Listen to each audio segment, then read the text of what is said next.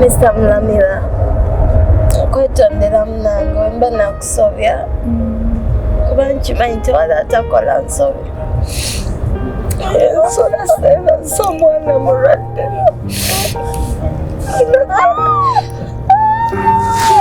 nakwabeera yeetakula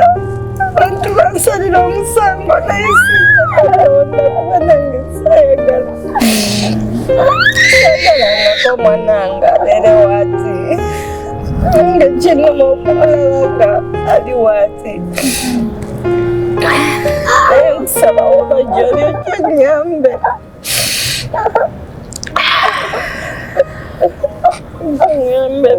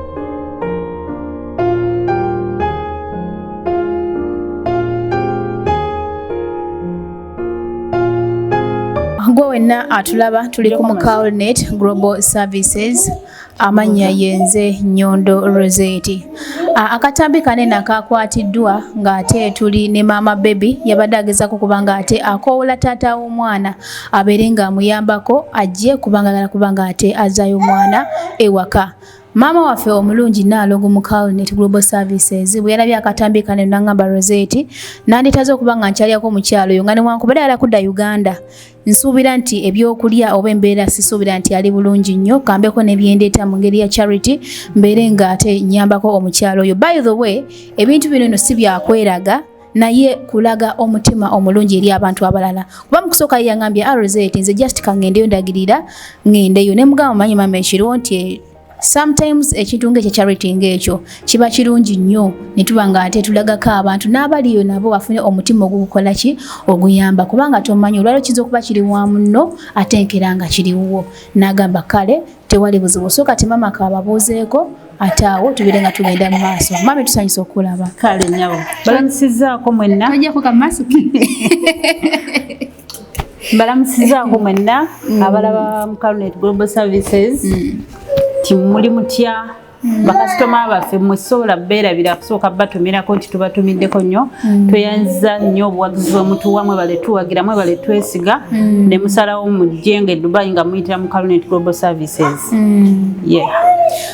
Mama tusanyusa okulaba kona weekojje ne maama mujje lumu jjako masiki yako soko obuuzeko yatwali ku Mukalnet Global Services. Balamusizaako mwenna abatulaba abawagizi ba Mukalnet Global Services. Amanya mpitibwa Irene Nambiru. Omuyimbi. Siri muyimbi. Amanya genyini atagogoya Irene Nambiru tumunonya. So gwe wena munnaye atulaba. Pose ne mama w'omwana neka atubuuzeeko ate abeere nga yeebaza mwenna bamubeereddewo mu kaseera akazigizigi abuzeeko ne maama waffe era abeere nga amwebaza okusinza ku mutima gwamulaze ogukumuddukirira omulungi. Balamusizaako mwenna abalungi mwebale ku byonna bye munkoledde okusinga neebaza omukyalo ono kubanga yasobodde ovaayo nantuukako. Neebaza na mwenna abasobodde okulaba abavuddeyo ku buyambi. Mami neyanzanya omukwano sikumanyi tomanyi naye webale nnyo webale ddala kuba na mutima omulungi. Kama oddizeewo byosinga okwagala. Amina. Maama owalabye akatambi kanene kakuyisiza katya kubanga omukyalo no wakirabye bulungi nnyo omwami we baali bakwatagana bakolagana omwami n'abaana akola ki n'amuddukako natabula n'akola ki n'agenda sawa lwaliro amunoonya afuna engeri gy'amufuna mu netakola ki talabika. Kati ensonga enkulu etukoseza vidiyo eyo tulaba nga etuuka ku taata w'omwana awuliriza omulanga akomewa sevinga omusaayi gwe omwana abe nga adda e Uganda. So kati nga gwe ekikolwa ekyo ky'abasajja kibakola ekyo kyogerako ki? Ekisookera ddala tukivumirira kikolwa kibi nnyo ddala nti ne bw'oba oyagadde omukyala n'otuuka ekiseera n'omukyawe oba ne mwawukana ate ye oli omwana asigala talina musango ye asigala mwana wo. Bw'aba mukyala nga baafunamu obutakkaanya naye nga tasobola musonyiwa at least akomewo ku lw'omwana byasigale na mwana ku mwana omukyalo batamwagala amuleke kuba tetuyinza kaka muntu kuwagala muntu naye omwana we ye kimukakatako bambi asigala mwana. Kati nga yo omukyalo muwa magezi kikonga abeera buli kadde abeera akaaba atawo omwana yagenda tamuyamba kuba kati n'ebyokulya ebaddewo nga bimusumbuwasumbuwa paka walabe nawe n'ogamba kambeko nekyende era lisatandikire kawa abeere nga tekyokulya asobola okuba nga awa omwana. Kyensobola okwogera kati saawa zino tusaba taata w'omwana ayambe omukyalo ono ekisookera ddala asobole okufulumya omwana addeeka. Ekyokubiri nja kukubira omulanga abantu bonna abali eyo bw'oba olinamu obusobozi bwonna bw'osobola okuyambisa ku mukyalo ono bambi muveeyo muyambe kubanga omwana yeetaaga obuyambi omukyala yeetaaga wano ku Dubai buli kimu kya ssente kulya kusula kwambala bingi n'okulwala kubeera omwana katuwali saawa nga bw'omulaba era mulwadde omwana mulwadde ye nga ye naye sometimes abantu abamu babeereyo ne balowooza bintu byakwejalabya kubanga kuba kiti kinabakukola ki tekinakutuukako ewamu n'okusalira emisango abamu basala omusango lwaki ani yakugamba ofumbirwe ani yakugamba ogendeyo naye nga ate naye yali tekikola ki yali si bwe kyali kuba kisinga bwe kyatandika nti yatandika amulagirawo nti sikwagala era teyali badde naye kutuuka kuzaala mwana naye amupromisinga ebintu byali ebintu byakubeera bujakola kintu ate ngeza ensobi zonna ng'abakyala ffenna tuzigwamu maama n'ekirala buliyako ku baana abali eyo wabweru abajja okukola kubanga siganye ebintu bino nti omuntu oba ensobi wabeera giguddemu togenda ate kumuvuma nakugaana kumuyambula okuba ensobi agikoze ekinsobi zikolebwa muntu mulamu naye era owa ku baana abo abali wabweru abakola abesibidde nnyo mu basajja ate nga bajja kukola baweyoko ebigambo nga bibyo at least basibidde ng'entanda kati ekisookera ddala abaana abawala kuba nze mbayina wali ewaka mbabeeramu nnyo bambi bw'oba ozze ng'ozze kukola sooka otunuulire ekyakuleeta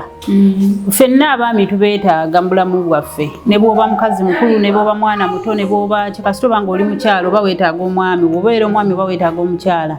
naye nze nkakasa teri muntu yava Kampala nga azze ku ddungu kufuna musajja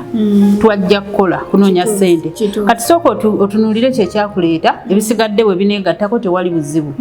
kubanga era n'omwami bw'anaakusanga ng'olina ssente zo ne bw'anaaba akwefuulidde n'akulekawo ng'olinamu ssente ojja kusobola okweyamba n'okweyimirizaawo naye bw'onoosooka okunoonya omwami essente n'ozireka kitegeeza bw'anaakuleka ojja kusigala mu bbanga tolina ssente naye agenze kuba tolina garanti nti tajja kugenda oba okitegeera tweyanziza nnyo maama waffe tweyanzenga ebigambo ebirungi ng'ebyo so kakati mukwano tujja kuba nga tugezaagezaako ne bamaze okuba nga akulabako tugenda kusuulira okugezaagezaako okulaba nti at least buli kimu kikola ki kigenda bulungi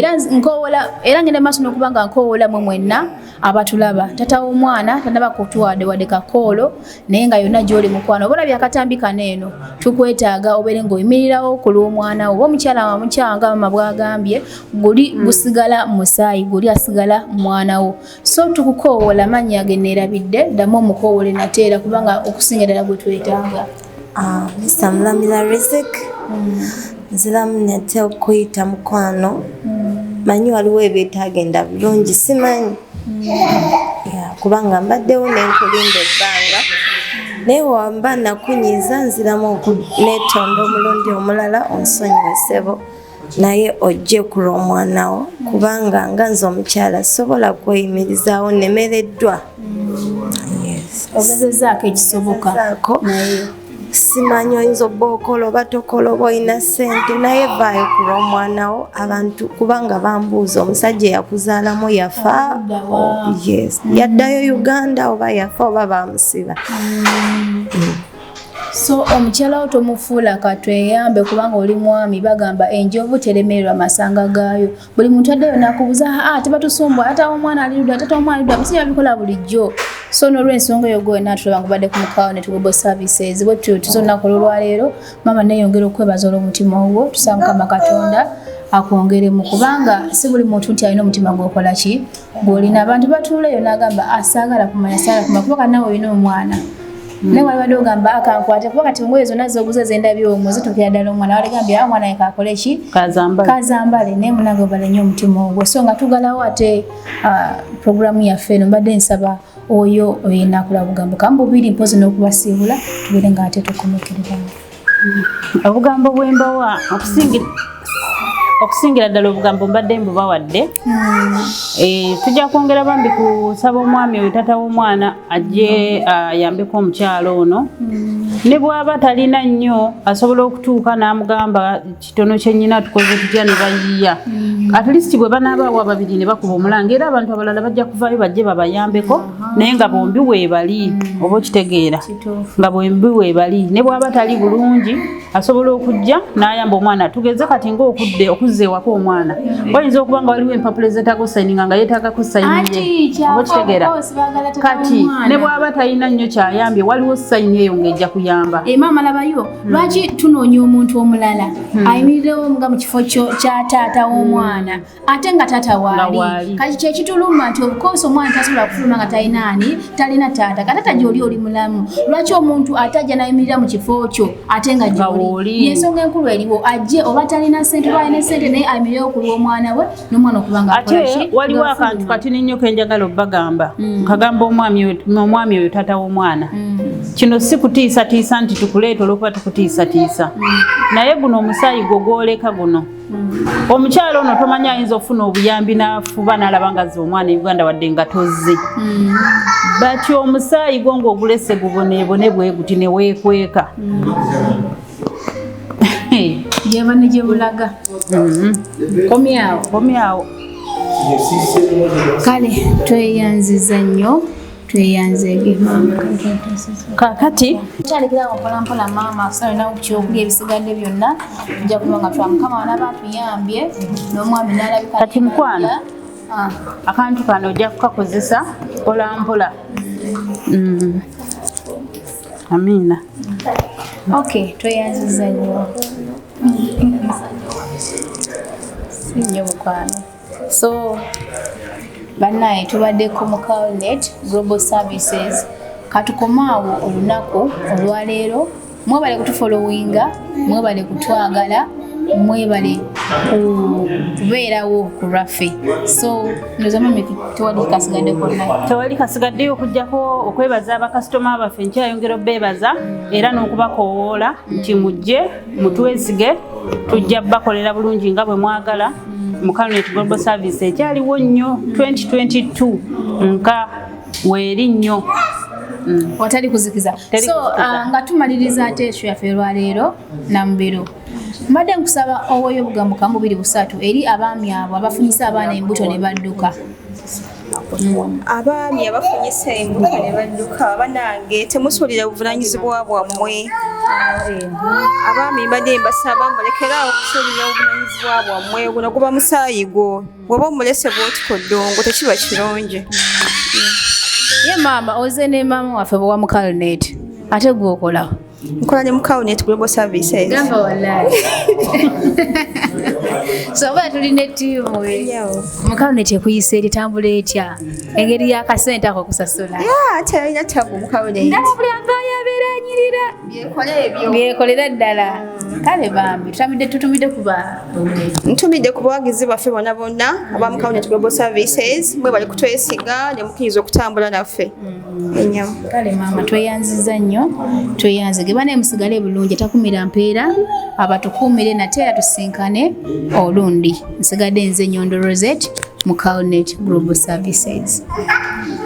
Bannayuganda abali ku butaka n'abo bonna abali ku byeyo nga Saudi, Oman, Jordan, Qatar, Bahrain gana amawulire malungi erimwe anti Mukalnet Global Services e Dubai bazuconnecting e Dubai ofuna omulimu ogugenda okuwa kasente akawererako ddala wasoma oba tewasoma bo bajja kukwasaganya Mukalnet Global Services e Dubai bakufunira omulimu UAE naddala e Dubai bakuprocessingira passport mu wiiki emu kasita oba ng'olina ebisaanyizo byonna ate ekyewuunyisa emirimu gye balina gyakukolera abazungu bokka balina emirimu gy'aba security guards ba cleaners ba waitress ne ba waiters taxi drivers receptionist ba actor helpers bafunira ogenda okusula ow'omulembe awali wifi n'emmere ey'obwere kogana ne airport pickups kugambe buli kika kya mulimu teweetaaga kusooka kudda Uganda oconnectinga buconnectinza okuva awo wennyini w'oli paka Dubai ofune emirimu mu Mukalnet Global Services aba Mukalnet Global Services e Dubai tebalina office Kampala wabula bali ku mutimbagano ba Mukalnet Global Services e Dubai basangibwa ku Sheikh Zayed Road Business Bay Clover Bay Tower bali ku Facebook Twitter WhatsApp ne TikTok ku simu +97 586 beba Mukalnet Global Services e Dubai ku lw'obwetaavu bw'emirimu mu Dubai.